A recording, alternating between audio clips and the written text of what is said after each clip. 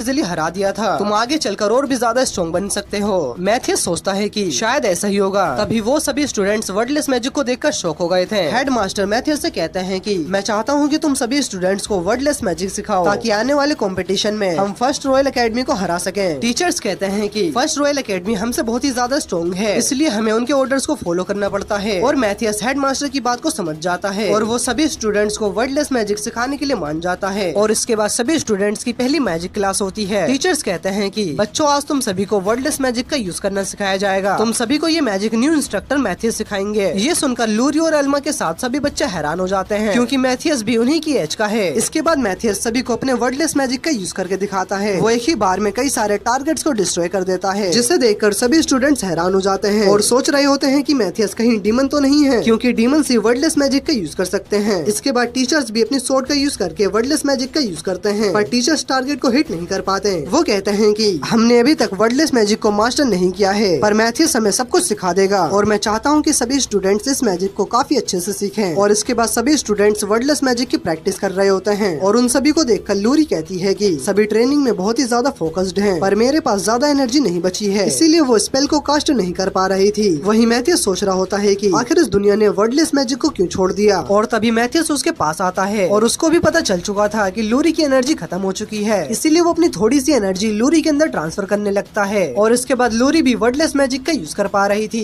ये देखकर लूरी बहुत ही ज्यादा खुश होती है। और फिर 1 महीने के बाद कंपटीशन वाला दिन आ जाता है। लूरी मैथियस को बताती है कि इस बार चूजन 1 नहीं आया, वो बहुत ही ज्यादा स्ट्रॉन्ग है, उनकी वजह से ही फर्स्ट एकेडमी हमेशा जीत पाती है। मैथियस लूरी और एल्मा को बताता है कि मैंने यहाँ पर एक डीमन को सेंस किया है जो कि मुझसे 10 टाइम्स ज्यादा स्ट्रॉन्ग है। यह सुनते ही एल्मा और लूरी दोनों ही हैरान हो जाती हैं। और इसके बाद मैथियस फाइट करने के लिए एरेना में चला जाता है और वो सोच रहा होता है कि डीमंस इस दुनिया में अभी भी एग्जिस्ट करते हैं। इधर फर्स्ट एकेडमी के स्टूडेंट्स मैथियस के फेलियर ऑफ क्रेस्ट को देखकर हंस रहे होते हैं और उसका मजाक उड़ा रहे होते हैं। इसके पास तो क्रेस्ट ऑफ फेलियर है, लगता है सेकंड एकेडमी पागल हो चुकी है, उनके पास कोई ताकतवर बंदा नहीं है क्या। इसके बाद मैथियस अपने सामने वाले नोवल को देखता है और वो उसकी एनर्जी को फील करता है। उससे ये एनर्जी खुद से भी ज्यादा लग रही होती है और उसे पता चल जाता है कि वो कोई ह्यूमन नहीं बल्कि एक डीमन है। वो बस एक इंसान का रूप लेकर यहाँ पर आया है, यानी कि अभी तक ह्यूमन से डीमन से नहीं जीत पाए हैं। वहीं दूसरी तरफ फर्स्ट एकेडमी के टीचर्स मैथियस का मजाक उड़ा रहे थे। ये तो एक कमजोर बच्चा है, ये क्या ही हमारे स्टूडेंट्स के सामने टिक पाएगा। और इसके बाद फाइट शुरू हो जाती है। मैथियस सबसे पहले अपने मैजिक का यूज करके उस डीमन के दोनों चमचों को हराता है और वो डीमन अपनी शील्ड की वजह से बच जाता है। इसके बाद वो डीमन मैथियस के ऊपर कुछ फायर बॉल से अटैक करता है, लेकिन उस डीमन ने किसी भी स्पेल को कास्ट नहीं किया था, इसीलिए सभी लोग समझ जाते हैं कि वो एक डीमन है। और फर्स्ट एकेडमी के प्रिंसिपल का मुंह तो खुला का खुला रह जाता है और मैथियस उसके सभी अटैक्स को डॉज कर रहा होता है। और वो डीमन मैथियस से पूछता है कि आखिर तुम इतनी ज्यादा स्ट्रॉन्ग कैसे हो, तुम तो सिर्फ एक बच्चे हो। मैथियस यहाँ पर वर्डलेस मैजिक का भी यूज करता है और इसके बाद मैथियस अपनी स्वॉर्ड की मदद से उसके ऊपर अटैक करता है, जिससे कि वो डीमन अपने रियल फॉर्म में आ जाता है। और ये देखकर वहाँ के सभी लोग काफी ज्यादा शॉक हो जाते हैं। ये देखकर फर्स्ट एकेडमी के हेडमास्टर और टीचर दोनों ही हैरान हो जाते हैं कि उनका स्टूडेंट एक डीमन है। उस डीमन को भी कुछ भी समझ में नहीं आ रहा था, लेकिन जैसे ही वो खुद को देखता है तो वो वहाँ से भागने की कोशिश करता है। और तभी हेडमास्टर एडवर्ड कहते हैं कि जल्दी से पैलेस को कांटेक्ट करो। और ये सब देखकर वो डीमन भी काफी ज्यादा परेशान हो जाता है और इसके बाद वो मैथियस के ऊपर एक फायर बॉल से अटैक करता है, लेकिन मैथियस अपनी शील्ड की मदद से उसके अटैक को रोक देता है। और जब वो डीमन वहाँ से भागने की कोशिश करता है और इसके बाद मैथियस अपनी तलवार की इंचेंटमेंट को बढ़ाकर उस डीमन को उड़ने से रोक लेता है और अपनी स्वॉर्ड की मदद से वो उस डीमन को वहीं पर मार देता है, लेकिन इसकी वजह से मैथियस की तलवार टूट जाती है। मैथियस सोचता है कि मुझे तो लगा था कि मैंने अपनी पुरानी जिंदगी में सभी डीमंस को खत्म कर दिया है, मैं अपनी पुरानी जिंदगी में गायोस द सेज के नाम से जाना जाता था। मैथियस बताता है कि ज्यादा ताकत पाने के लिए मैंने खुद का